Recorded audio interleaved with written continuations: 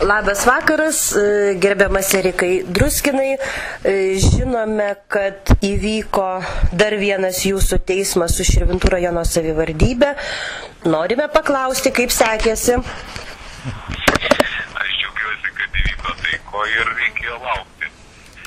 Šiuo atveju Vilniaus apygardos teismas nusprendė, kad pirmos instancijos teismas buvo sprendimas jo yra teisingas ir paliko įgalioti, galbūt kažkiek koreguodamas kažkokius smulkius niuansus, bet iš esmės pripažino, kad mano atleidimas buvo neteisėtas ir Širvintų savivaldybė privalės sumokėti tam tikras kompensacijas, advokato paslaugas, kurias aš turėjau pasisamdyti ir kitus kažkokius niuansus. O sakykite, apie kokias sumas kalbam? Bent jau maždaug. Kiek mums mokesčių mokėtojams tai kainuos savivaldybės išdaigos? Galbūt aš tiksliai dabar kol kas nežinau, nes dar nemačiau viso sprendimo, tik tai gavau šiuo atveju informaciją iš savo advokatų. Tai gali būti apie 4000 eurų panašiai, kadangi aš neilgai turėjau nedarbo laikotarpį ir buvau ilgai dirbęs kultūros centre. Bet irgi nemaži pinigai. Be jokios abejonės. Tam pačiam kultūros centrui tokie pinigai tikrai praverstų. Labai praverstų.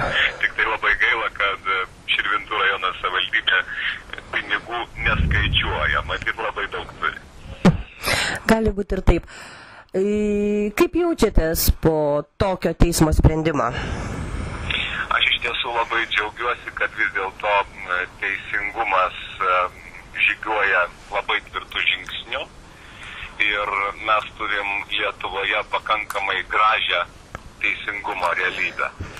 Ir kad tokios įtakingos jėgos vis dėlto pralaimi ir yra toks rezultatas.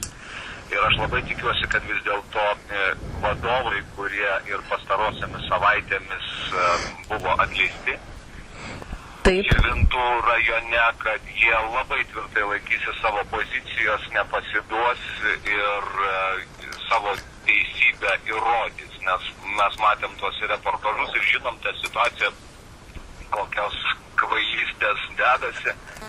Ir aš iš tiesų labai palaikau, džiaugiuosi, kad kai kurie imasi veiksmų, labai gaila, kad kai kurie vadovai buvo palūžę ir pasidavė tam didžiuliam psichologiniam spaudimui, kuris vyko prieš juos nukreiptas, kad pasidavė kai kurie savivaldybės specialistai.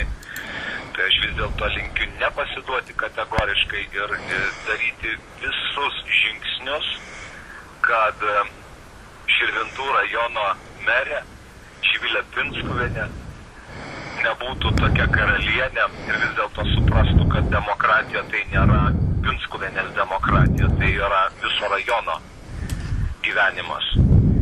Ir ne Pinskuvienė turi turėti nepakartojamą rajono gyvenimo matymą, ne jos vadovaujamas partijos skyrius, o vis dėlto žmonės turi kurti rajoną.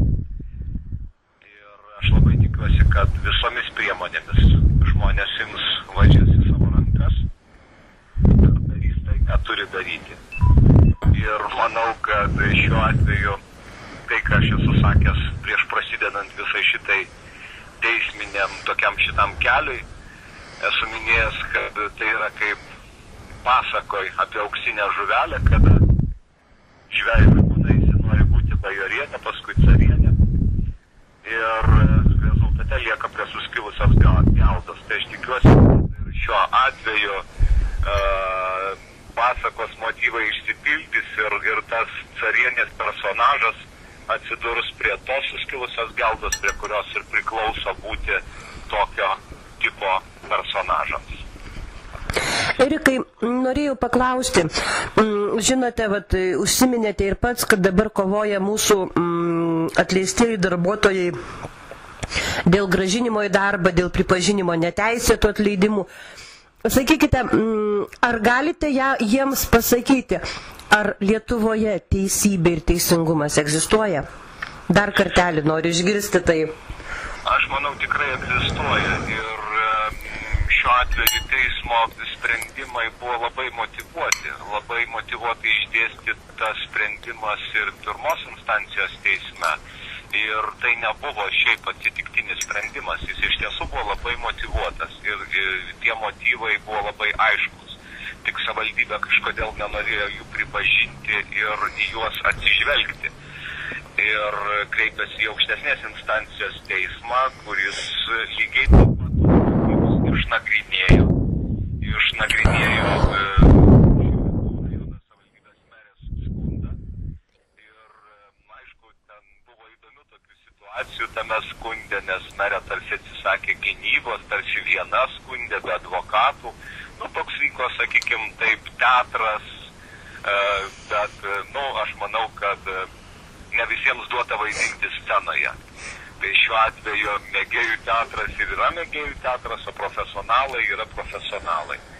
Tai manau, kad tas teatras mėgėjų vis dėlto neištegė ir to mėgėjų teatro personažai ir bus tik mėgėjų teatro aktoriai.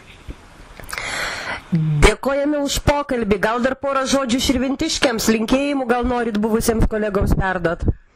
Aš iš tiesų galiu perduoti tik gražiausius žodžius, nes Širvintuose dirba labai nuostabūs žmonės. Ir seniūnijos, ir kultūros darbuotojai, ir švietimo. Ir man tik labai gaila, kad šiuo atveju aš manau, kad jiems labai nepasisekė su vadovu. Nuo vadovo, rajono vadovo priklauso rajono gyvenimas, priklauso santarvė. Ir labai gaila, kad pastarieji metai yra didžiulės įtampos metai. Aš nematau kitų rajonų analogų, kuriuose būtų tiek daug įtampos, tiek daug sukiršinimo. Nes tie rinkiminiai pažadai, kuriuos ir aš girdėjau, dirbdamas kultūros centre ir buvo sakomi iš tribūnos, šiuo atveju jie buvo priešingi ir jie neišsipildė. Tai labai gaila, kad merė tos pažadus labai greitai pamiršo ir padarė viską, kad rajonas būtų vienas iš nelaimingiausių rajonų. Ir tiek daug būtų nelaimingų žmonių, sukiršintų, išgąsdintų žmonių. Tai aš linkiu iš tiesų, kad tie visi žmonės rastų savyje jėgų ir nebetylėtų, kalbėtų, kovotų, išeitų į gatvę, nes tik tai gali padėti. Jeigu mes visi tylėsim, tai natūralu, kad mes padėsim, vadinasi, mes prisidėsim. Tai šiuo atveju aš linkiu, kad ir šalia esantis žmonės palaikytų tuos žmonės, kurie bando kažką daryti ir daryti drąsiai. Aš labai su didžiulė meilė sakau, nes iš tiesų pasiilgstu širvintiškių. Aš per tuos kelis mėnesius prie jų labai buvau pripratęs ir pripratau ir man tas rajonas yra savas. Aš prie jų prisiliečiau, prie žmonių prisiliečiau. Ir dėl to aš esu su jais. Erikai, aš taip suprantu, dar yra galimybė savivaldybei sprendimą šitą skųsti dar aukščiausiajam teismui. Kaip manote, ar pasinaudos savivaldybė šią galimybę? Aš nežinau, ar jie pasinaudos, bet gal vis dėlto būtų garbingiau nebepasinaudoti tokią galimybę ir vis dėlto pripažinti savo klaidą. Nes ir dabar po šio teismo sprendimo savivaldybė turės sumokėti tuos pinigėlius ir nedelsdama, nes už kiekvieną dieną pavėluotą reikės mokėti procentus.